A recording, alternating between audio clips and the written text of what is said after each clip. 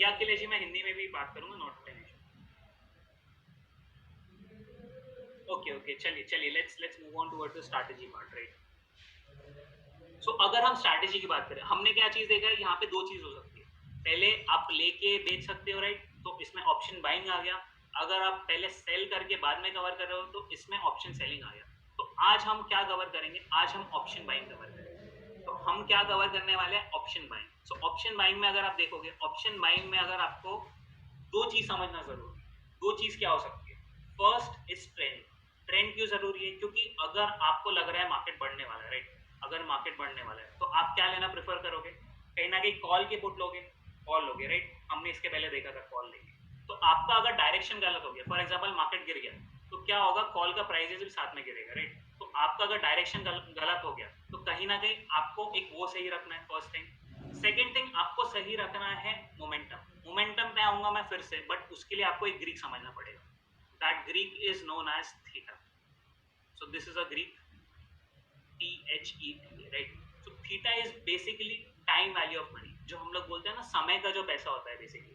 तो अगर आप देखोगे नॉर्मल टर्म्स में कि यार बहुत सारे ऐसे लोग हैं जिन लोगों को सपोज लग रहा था मे बी कि यार मार्केट फॉर एग्जाम्पल बढ़ने वाला है, बट वो लोग देखते होंगे उन्होंने कॉल बाय किया है, लेकिन वो मार्केट बढ़ता है 3 दिन बाद, 4 दिन बाद, 5 दिन बाद, राइट।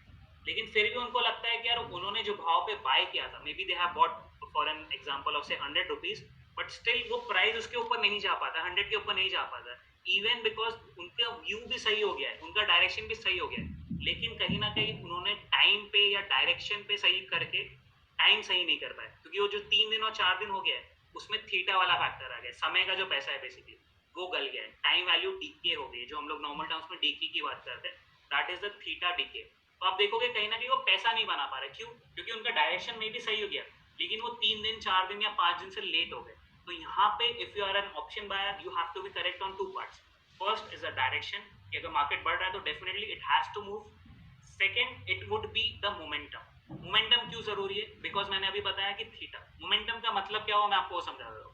अगर आपने कुछ चीज बाय किया में भी, उस टाइम पे इंडेक्स हो या आपका जो कॉल या पुट है उसको बढ़ना चाहिए, अदरवाइज आपका थीटा डीके जो आपका एक दुश्मन है, में भी theta is your enemy for an option buyer, theta is an enemy. तो क्या होगा, ये कहीं ना कहीं ब्रीच हो जाएगा, तो आपने जब भी बाय किया with in like few minutes या फ्यू आवर्स आपको एग्जिट करना पड़ेगा। लेकिन आपको ऐसा लग रहा हो यार ये मोमेंटम हमें कैसे पता चलेगा, तो अगर आप मोमेंटम की बात कर रहे हो तो मोमेंटम में आप देखोगे बहुत सारे टेक्निकल इंडिकेटर है जो हमें गाइड कर देते हैं कि यार कहीं ना कहीं मार्केट में मोमेंटम आने वाला है।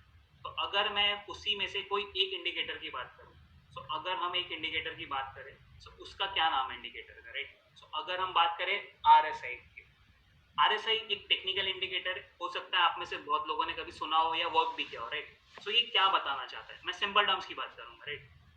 यहाँ पे आपको एक लाइन दिख रही है, this is a momentum line. ये एक रेंज में ऑसिलेट होता रहता है, मतलब जैसे ऊपर नीचे ऑसिलेट होता रहेगा, राइट। तो अगर आप देखोगे इसको, मैं सिंपल टर्म्स की बात करूं तो ये क्या हो रहा है, जैसे हम भागते हैं, राइट, हम एक मोमेंटम में होते हैं, बट एक लेवल के बाद में आके हम लोग थक जाते हैं, राइट, हम लोग एग्जॉस्ट हो जाते हैं। तो वो जो लेवल होगा that would be an overbought zone.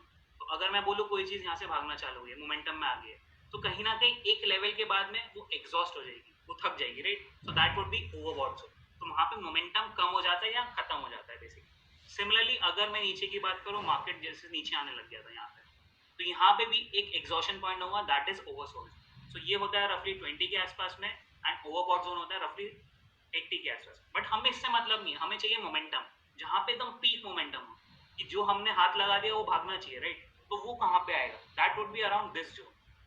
अगर आप यहाँ पे बात करोगे, this zone is basically the momentum वाला पार्ट। सिमिलरली अगर मैं नीचे बोलूंगा तो ये वाला जोन है। तो ये जोन एग्जैक्टली अगर मुझे मार्क करना है तो मैं कैसे मार्क करूंगा, नीचे साइड में अगर मुझे देखना है तो रफली 40, एंड अगर मुझे ऊपर साइड में देखना है तो रफली 60।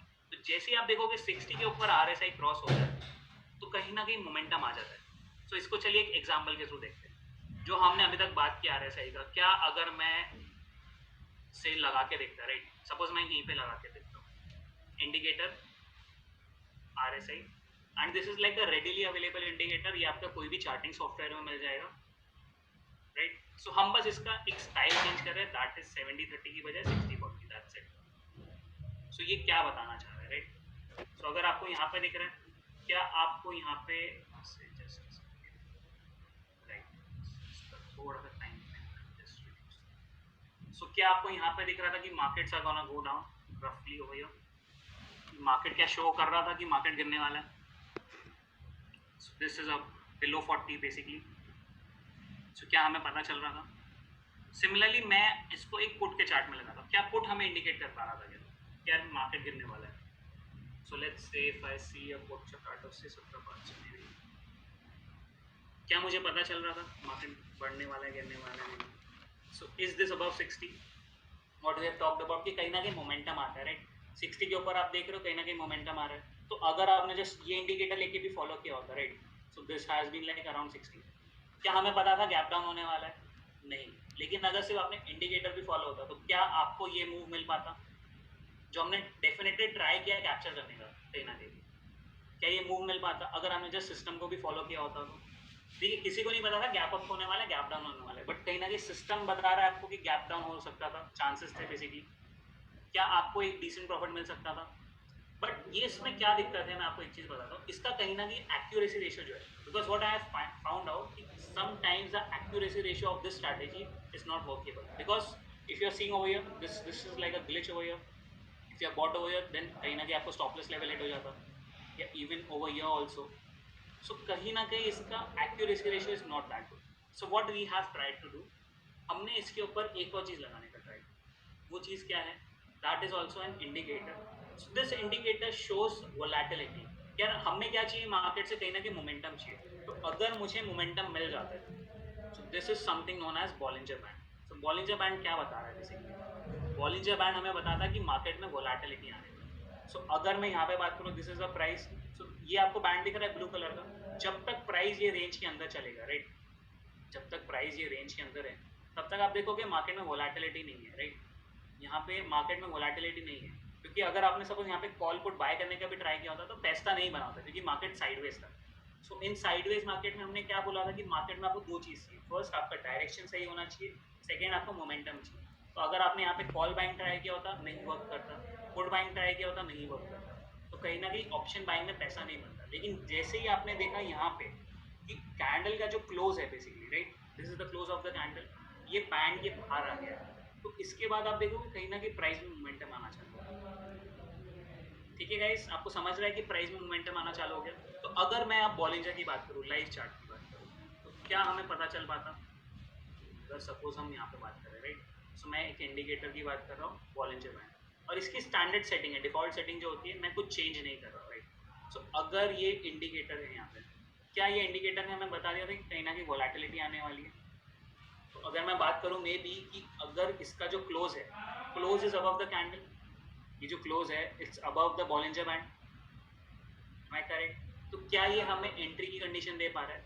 बट सिमिलरली आप देखोगे इसमें भी वो कुछ ना कुछ ऐसा होता है कि यार इसका एक्यूरेसी रेशियो कहीं ना कहीं परफेक्ट वाला कैटेगरी नहीं है, तो इसका आप देखोगे रफली वर्क करता है डेफिनेटली, बट 3 to 4 टाइम्स से डेफिनेटली वर्क करता है, मतलब 10 में से 30 to 40% इसका एक्यूरेसी रेशियो आता है। तो हमने क्या किया, हमने इनका एक्यूरेसी रेशियो बढ़ाने के लिए हमने इसका एक चीज़ और किया, यार इन दोनों को मिक्स करने का ट्राई किया। तो अब हमारा एंट्री और एग्जिट कंडीशन क्या हो गया? बिकॉज फॉर एनी स्ट्रैटेजी आपको एक एंट्री और एक एग्जिट कंडीशन पता होना चाहिए, राइट? तो अगर मैं अब एंट्री और एग्जिट की बात करूँ, सो फर्स्ट थिंग अगर मैं एंट्री की बात करूँ, entry should be first, it should be above 60, जब वो क्रॉस हो रहा है 60 को R S I. Second, your Bollinger band का जो क्लोज है, basically the candle close should be above the Bollinger. ये दो कंडीशन हो गई, जब जब आपकी ये दोनों कंडीशन सेटिस्फाई होगी you have to buy it, right? So अगर आप ये वाली बात देखते हो तो यहाँ पे अराउंड 80 में बाय आ गया था and it has gone to up to like 160। तो अगर मैं इसका एक लाइव चार्ट भी देखूँ, राइट, अगर हम एंट्री की बात करें, क्या हमें कुछ एंट्री मिल पाती मेरी? अगर हम एंट्री की यहाँ पे बात करें, सो दिस इज लाइक 1 चलिए मैं बोलता हूँ एस की अगर हम बात करते हैं, तो एस में क्या हमें एंट्री मिल पाती?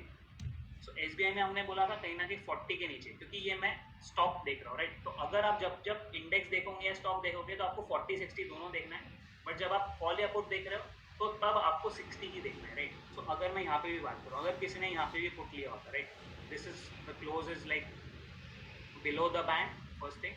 सेकेंड, आर एस आई 40 के नीचे है, क्या आपको ये मूव मिल पाता बेसिकली?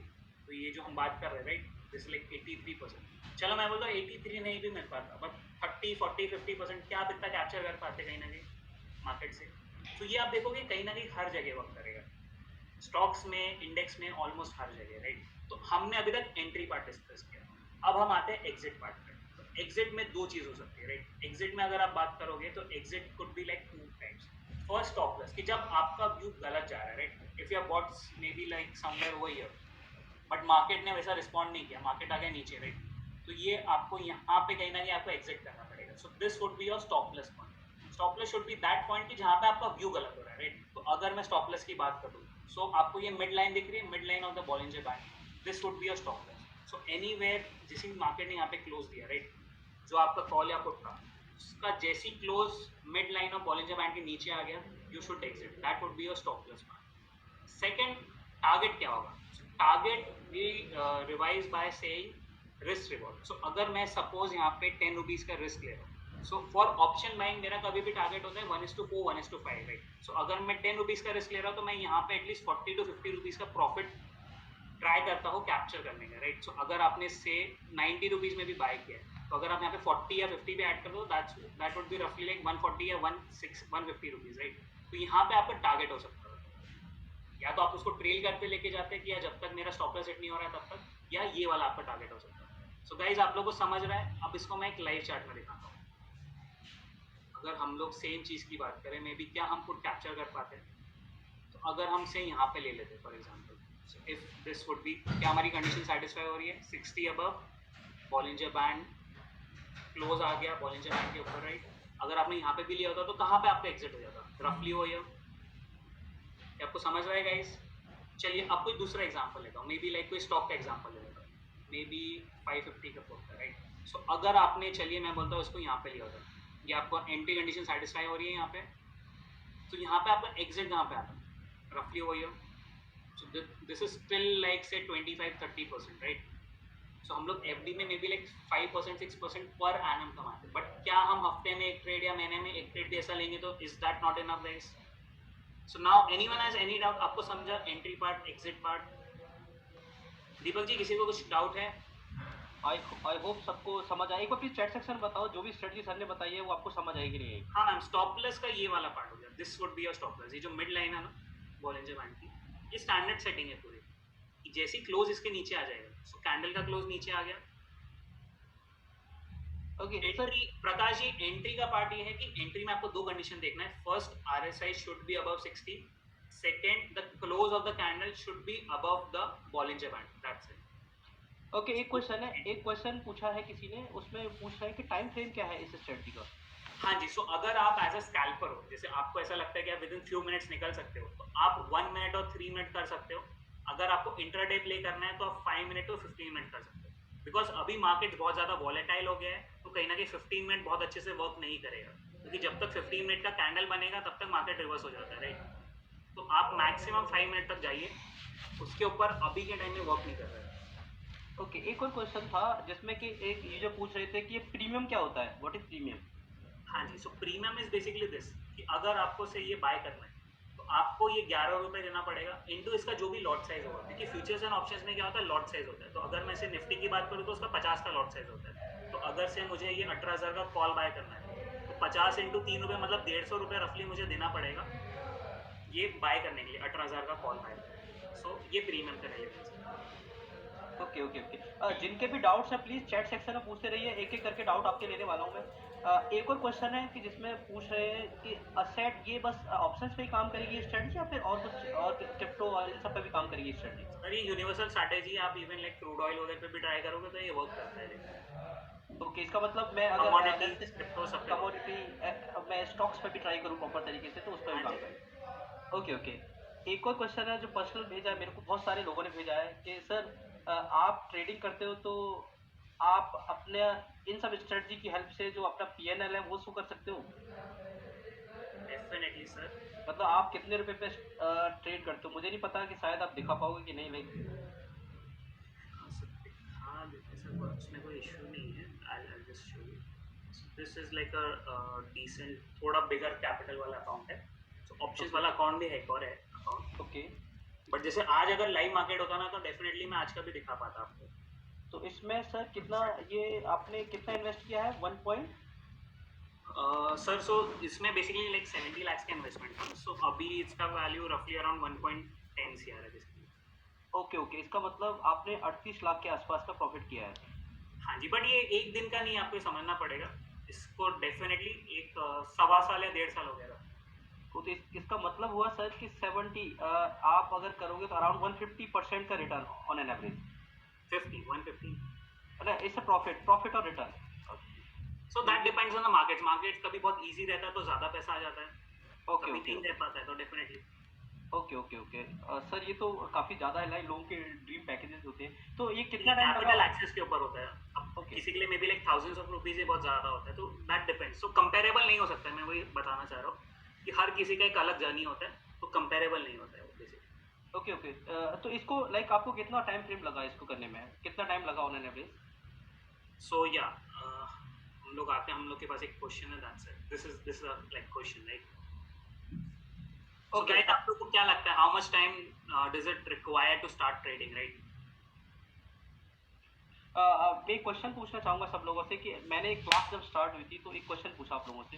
वो क्वेश्चन था कि आप लोग जब एक ज्वाइन किया था तो आपकी सर्टेन स्टेज थी।